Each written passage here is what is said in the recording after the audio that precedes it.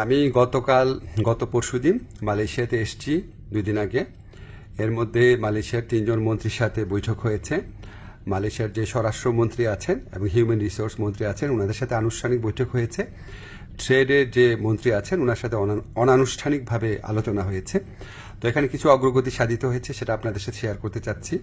প্রথম খবর যেটা আপনারা জানেন, গত বছর মালয়েশিয়ার প্রধানমন্ত্রী আনোয়ার ইব্রাহিম সাহেব বাংলাদেশে গিয়েছিলেন। উনি বাংলাদেশের এখন যে আপনার অন্তর্বর্তী সরকারের যে আমাদের প্রধান উপদেষ্টা আছেন ডক্টর মোহাম্মদ ইউনূসের ব্যক্তিগত বন্ধু। তো উনি তখন প্রতিশ্রুতি দিয়েছিলেন যে গত বছর যেই বাংলাদেশি শ্রমিকরা মালয়েশিয়াতে আসতে পারে নাই শেষ মুহূর্তে, তাদেরকে উনি মালয়েশিয়াতে আসার সুযোগ করে দিবেন। এটার নাম্বার ছিল 17,000-এর মতো। তো এটার ভিত্তিতে আমরা অনেক আলোচনা করেছি। তো তারা বলেছে তারা ব্যাচ ওয়াইজ নিবে।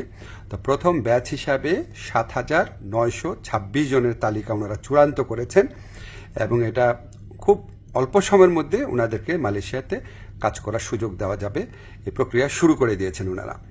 সেকেন্ড যে নিউজটা, ভবিষ্যৎ কর্মসংস্থানের ক্ষেত্রে আমরা বিভিন্ন সূত্রে জেনেছি আগামী কয়েক মাসে মালয়েশিয়া 1 থেকে 1.5 লক্ষ বিদেশি শ্রমিক নিতে পারে।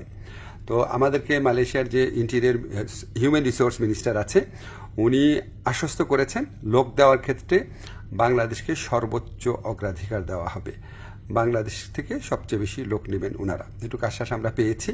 তো আমরা অনুরোধ করেছিলাম বাংলাদেশে যারা রিক্রুটিং এজেন্ট আছে তাদের সবার জন্য যেন উন্মুক্ত করে দেওয়া হয়, যাতে সবাই লোক পাঠানোর সুযোগ নিতে পারে। এটা আমরা অনেক ভালোভাবে বুঝিয়ে বলেছি। তো ওনারা বলেছেন ওনারা এটা ভালোভাবে বিবেচনা করে দেখবেন, আমাদেরকে অচিরেই ওনারা এই ব্যাপারে সিদ্ধান্ত জানাবেন।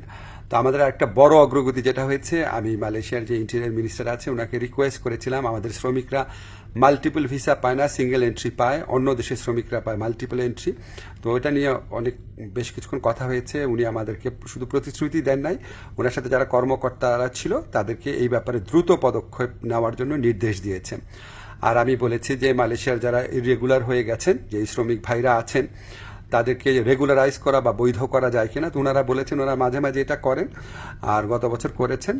আর ওনারা বলেছেন যে যাদের পাসপোর্ট এক্সপায়ার্ড হয়ে যায়, ভিসা এক্সপায়ার্ড হয়ে যায়, তাদের ক্ষেত্রে এটা হয়তো করা সম্ভব হবে না। তখন আমি বলেছি দেখেন অনেক সময় আছে যে মালিকের গাফলতির কারণে বা মালিকের ত্রুটির কারণে এটা হয়, তো সেগুলি আলাদাভাবে বিবেচনা করা যায় কিনা ওনারা প্রতিশ্রুতি দিয়েছেন, ওনারা এটা বিবেচনা করে দেখবেন।